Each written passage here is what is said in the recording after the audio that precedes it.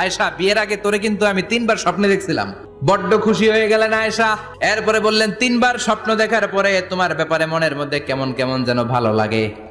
তারপরে একটা ছোট্ট কাগজের মধ্যে, জান্নাতি কাগজ, রেশমি কাপড়ের মধ্যে তোমার চেহারাটা এনে জিব্রাইল বললেন, দেখেন নবী কেমন লাগে। আমি কইলাম, ভালো লাগে। কার মেয়ে? আপনার বন্ধু আবু বকরের মেয়ে। বিয়ে করবেন নাকি? বিশ্বনবী বললেন, ও জিব্রাইল, তুমি যদি ঘটক হও, আল্লাহ যদি হয় কাজী, আমি মোহাম্মদ বিয়েতে রাজি। বিয়ে হয়ে গেল, কিন্তু ঘরে দামি ফার্নিচার নাই, টাকা পয়সাও তেমন নাই, কিন্তু আছে খালি সুখ। এত ভালোবাসতেন মা আয়েশাকে।